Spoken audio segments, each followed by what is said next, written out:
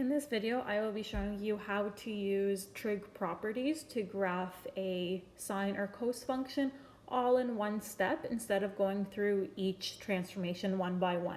But before we can get into that, I do want to graph this first function using the transformations, then we'll read the properties off to make some connections. So I'm going to start off by graphing our base sine function, which we know starts at the origin. Then 90 degrees later, it's at its maximum. And then another 90 degrees, it's at the midline, then the minimum, then the midline. And then I'll just connect that. And there we go. This is f at x. Now, if I look at the function that needs to be graphed, I'm just going to go in order. So that a value is 2, which means I need to vertically stretch this by a factor of 2. And we know that the vertical stretches are really just going to affect your max and mins. So this maximum that was at 1 is now going to be at 2. And the minimum that was at -1 will be at -2. The values on the midline don't change at all. So now we can connect the dots again. And I'm going to label this 2 f at x. Then the next 2, which is our k value, if I take the reciprocal, it is a half, which means I am horizontally compressing by a factor of a half. So I'm going to take all of these values and I'm going to squish them in halfway. So this maximum that's at 90 degrees will now be at 45 degrees. The midline point that's at 180 will now be at 90. The point at 270 will now be at 135. And the point at 360 will be at 180. So now I'm going to connect my dots.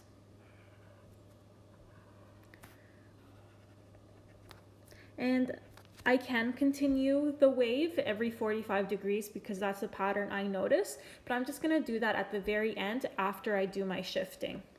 So now, if I look at the -60 and the +1, the x -60 means I have to go to the right 60 and then up 1. So I'm going to start with my point at the origin. Right 60 means 4 squares, and then up 1 means 2 squares. So it's going to end up right here. 60, 1. Then I'm going to take my maximum, which is at 45. I'm going to move it 4 squares to the right and then 2 squares up for that 1 unit. So it's important to look at the scale that you have so that you can make it easier for you. Now the point that's at 90, 0, 4 squares to the right, 2 squares up. The point that's at 135, -2, again, right 60, up 1. And then finally the point that's at 180, right 60, and up 1. And now I have this, and I notice when I'm connecting my dots, every 3 squares or every 45 degrees, I go to one of my new key points at the max, midline, or minimum. Now notice that your midline has been shifted. So I'm just going to continue. So 45 degrees later, after the 240, I'm going to be back at the maximum, which looks like it's at 3. And then another 45 degrees, I'm going to be at that midline, which looks like it's at 1. And then another 45 degrees, and I'm at the minimum. So then I'm just going to connect that, because I want to make sure I fill my grid. And then I'll do the same on the left after the 60. So 45 degrees, I am at the minimum, and then another 45 degrees, and I'm at the midline. Connect those, and this is your final equation. I'm just going to label y. So looking at this, I'm just going to highlight some key properties here. I have my midline, my maximum, and my minimum. Now I'm going to record these properties. So my max is 3, my minimum is -1, my midline or the central axis is y equals 1. Now the amplitude I can see very clearly here because I know the amplitude is the distance from the midline up to the maximum or down to the minimum, and that is 2 units. And then the period, I'm just going to highlight one full cycle. So let's say we're starting here and we're ending here, so that this is one cycle. So I'm going from 60 to 240. That is 180 degrees for my period. Now, of course, you could have used other points. You could have checked from maximum to maximum to see what the length of the period is. The choice is yours. So now I want to make some observations. I notice that my amplitude here is the same as the A value. My midline is the same as that vertical shift. So that is super important. And if I combine that information, I can get my max and mins without looking at the graph. So from my midline, if I add 2, I get 3. From the midline, if I subtract 2, I get -1. So 1 plus 2, 1 minus 2 for the max and mins. And now for the period, I use my knowledge of the K value. The K value tells me that I have horizontally compressed by a half, which means the original period of 360 is now half of its size. So it's like you're doing 360 times a half, or 360 divided by 2. 360 is your period, the original period, and 2 is your K value. So let's consolidate this and write down our key properties here for sine and cos. I'm just going to look at the sine one. So A will always be my amplitude. C will always be my midline or the central axis, whatever you want to call it. And using those two pieces of information, you can get your max and min. Now the K value will give you the period. Now K isn't the period, but if I do 360 divided by K, it is. And the reason I divide by K is because it's the same thing as me doing 360 times the reciprocal of 1 over K. And 1 over K is actually your stretch or compression factor. So this is just a little shortcut of 360 divided by K to get your period. And we know D is your right-left movement, but with trig functions, we call it a phase shift. And what this phase shift actually gives us is the starting point in our function. Okay, and then we will also have to figure out when every key point occurs so that we can continue our pattern. So let's try the first one and see how it goes. So the first thing we need to do is state all of our key properties. So looking at this, I see that my A value is -3. Now the amplitude is not -3, it is just 3. The negative tells me that it is a negative cos function. And we know that cos usually starts up at the maximum, but because it's negative, that means it's been reflected. So instead of starting at the maximum, we're actually going to start at the minimum and work our way up when we do our starting point. This should actually say x minus 90. Our midline is at -2. And the minus 90 means right 90 degrees. And my K value is 1, which means my period is just 360. And we know that at every key point, so I'm just going to put KP for key point, is every 90 degrees. That's a quarter of your cycle. So what I'm going to do is highlight these key lines. So the midline is at -2. The amplitude is 3. So if I add 3 to this, I get to my maximum. So -2 plus 3 is 1. And then -2 minus 3 takes me to -5. So now I have my max, min, and my midline, so I know where my function is contained. This information about the phase shift and the fact that it's a negative cos tells me where to plot my first point.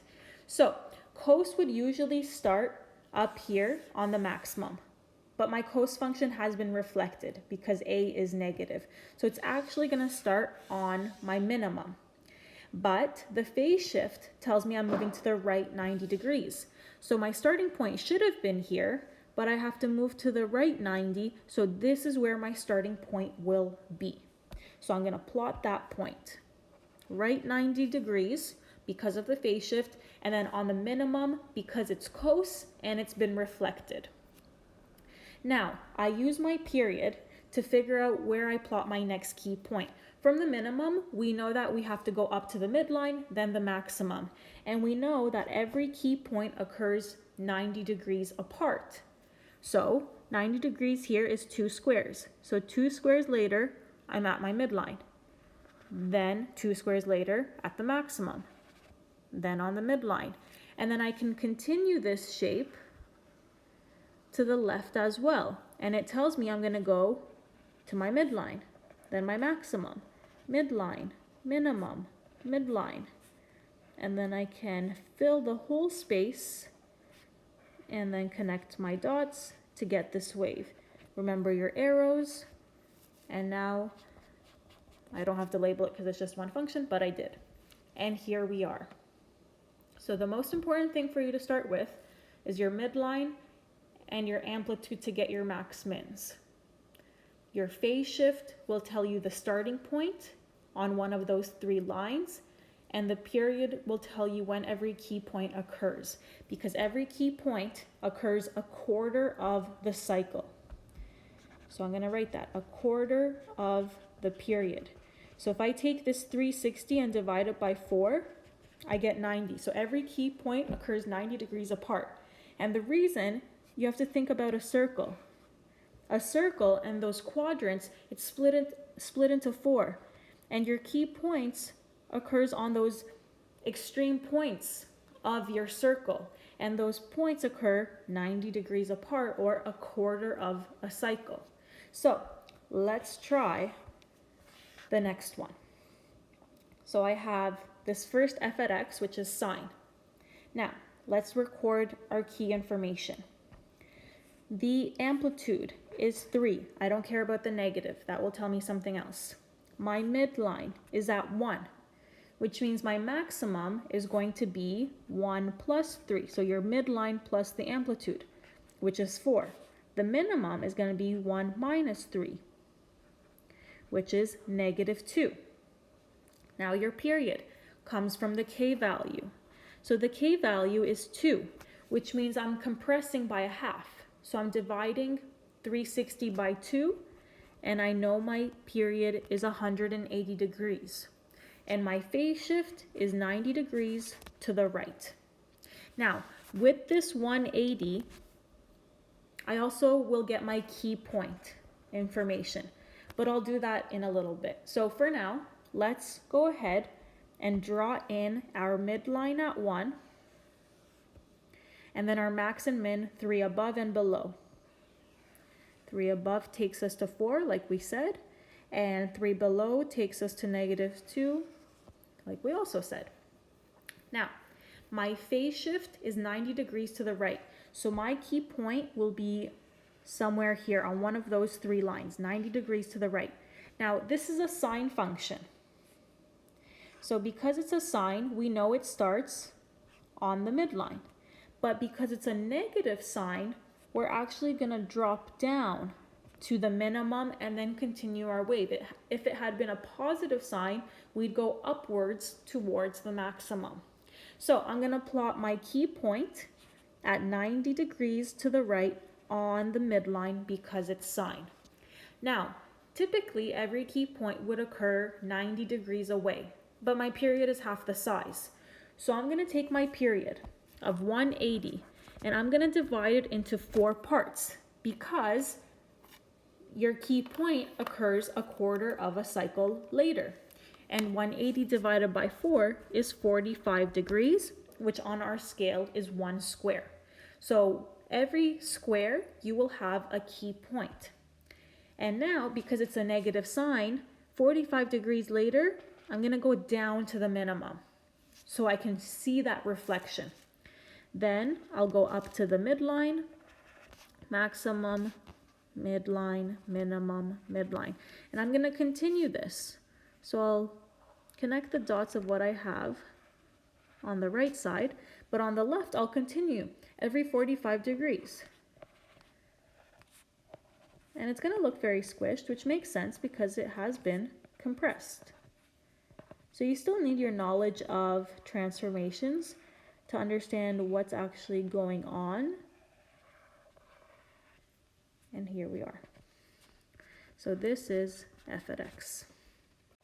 Now the hardest part here is figuring out the key point and where to start. And that really focuses on the period, the phase shift, and if you're using sine and cos. So let's try the next one. Why don't you try to tell me the property? So pause the video and fill in your chart to see if you know what the properties should be. Now, one thing I want to mention before we actually do this, maybe you noticed the k is not factored out. And that is still a very, very important step we have to do first. So this is the same as 2 times cos 1/2 bracket x plus 180, because we're doing 90 divided by half, and then subtract 2. So just like with regular transformations, you have to factor out the k or else your phase shift would be incorrect. So pause the video, fill in the rest of the table, and then we'll come back to graph it together. Okay, so your amplitude should be 2. Your midline should be -2. Your maximum, if you add 2 to -2, you're at 0. If you subtract 2 from -2, you're at -4. So it's always starting from the midline. Midline plus amplitude, midline minus. Your period is 360 divided by that half, which is 720. And your phase shift is 180 degrees to the left. Make sure you state the direction. Now, using a different color, because we're going to be on the same grid, let's draw our key lines. So the midline is at -2. The maximum to above and the minimum to below. There we go. Now let's plot our first key point.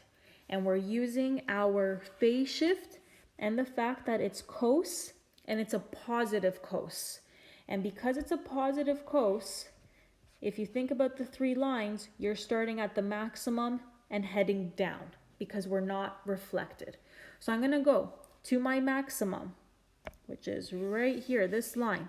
And normally, cos would start right here at the maximum. But the phase shift says we have to move to the left 180 degrees. So we're actually going to start right here. That's where we're going to plot our point.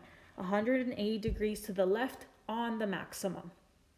Now, all we need to know now is when every key point occurs, and then we can continue our pattern, because I know now from that 180 to the right, I should be going down to the midline. So I'm going to take this 720, which is a full period, and I'm going to divide it into those quarters for the 4 quadrants. And when I do that, I get 180. So every 180 degrees, you will get a key point. And looking at our scale, we can see that 180 degrees is 4 squares. So from my starting point at -180, I'm going to go down to the midline 180 degrees later, which is 4 squares away. And then another 180 degrees and I get to the minimum. And then again, and I get to my midline. And I can connect these dots, but then I need to make sure I continue the pattern to the left. And if I go another 180 degrees to the left, naturally I would go down to the midline. And make sure you put arrows at the end, and then we can label our function g of x. Alright, for the next one, I want you to pause the video and identify all of your key properties, and make sure you factor out the k before you state anything. So pause the video, do your work, and then come back to check. Okay, so hopefully for the amplitude you have 1 because the coefficient of sine, or the a value, is 1. The midline should be at -4. Your maximum is going to be 1 above that, which is -3, and your minimum 1 below that, which is -4. Your period should be 360 divided by a half, which is 720. And then your phase shift is 90 degrees to the left if you look at the factored version. All right, so let's highlight those key lines. So at -4, we have our midline. -3 is a maximum and -5 is a minimum. Now I know we have a sine function, and sine always starts at the midline, and it's 90 degrees to the left. So I'm just going to plot my starting point at the midline at -90. Now I need to figure out when every key point occurs. So I'm going to take this 720, I'm going to divide it into quarters, and I get 180 degrees for my key points. So on my grid, again, 4 squares is 180, so in 4 squares I'll get to my next key point. But here's a little side note that we have to be careful of. We have a negative k value, which means we have a reflection over the y-axis. So typically, our sine function would look like this. But if we reflect it over the y-axis, it's going to end up looking like this, which means when you plot every key point, you shouldn't be going to the right to start your pattern. You should be going to the left to show that reflection over the y-axis, because now when we go to the left, we should go to that maximum. And if you were to actually continue this pattern, it would look something like this. So you can either go to the left and follow that regular pattern, or go to the right but go downwards because of that reflection. So you might need to do a little side picture for yourself to help you identify how to plot the key points. So I'm just going to go to the left to show that reflection, but I will obviously continue my pattern to the right as well. So 180 degrees to the left, I'll be at the maximum, and then I kind of run out of space. So it's going to look something like this. And then I go 180 degrees to the right, and I will be at the minimum, then the midline, and then I run out of space again. So this is f at x. All right. I want you to go to the next one, pause the video, factor out your k value, then state all your properties, then come back to check. All right, so when you factor out your k, hopefully you have 3 times x plus 30 degrees in your brackets, and then your amplitude is 0.5, your midline is 3, your maximum is half above that, so 3.5, and then half below for the minimum at 2.5. For your period, we're doing 360 divided by 3 to get 120 degrees. And the phase shift is going to be 30 degrees to the left because of that factored version. Something else that you want to note is that it is a negative cos. So typically our cos would start at the maximum, but because it is reflected over the x-axis, we should note that it's going to start at the minimum and then continue its shape. So I want you to pause the video here, and I want you to try to graph this cos function on your own. You have all of the information you need. Maybe you have to do a little tweak to figure out when every key point occurs, but otherwise you have everything. So pause and then come back. All right, so I have drawn in my 3 key lines. I know my starting point will be 30 degrees to the left, but at the minimum, because it's a negative cos, so it might look something like this. You have to estimate it a little bit here, because 2 squares is 90 degrees, so you want 1/3 of the way. So maybe 2/3 of a square would be 30 degrees. And now I need to make that modification for my key point. So I take 120 and divide it by 4 to get 30 degrees. So every 30 degrees, you will be at your next key point. So from my minimum, I'm going to go in 30 degrees, which is at 0. I'm going to be at the midline. Then another 30 degrees at the maximum. And I can keep adding 30 to my x value. So then at 60 degrees, so 30 plus 30, I should be at my midline. Plus another 30, that's 90. Plus another 30, 120.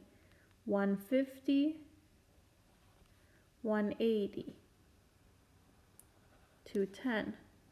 240, 270, and then 300, and then 330, and then 360. And we can connect our dots here, and then continue to the left as well. So here we're at negative 30. So now I'm going to subtract 30 to be at negative 60, negative 90, negative 120, negative 150, negative 180, negative 210, negative 240, negative 270, negative 300, 330, and 360. So this one is very squished because of the very small period. And we can label this g of x. And there it is. So you want to identify your midline, draw that line. Identify your max and min using the amplitude, draw those lines. Use your correct phase shift to draw your starting point, and you will also need to look to see if you have a regular or a reflected function. And then using your period, you can identify when every key point occurs by dividing your period into 4s. And that's it for the trig shortcut graphing using the actual properties themselves.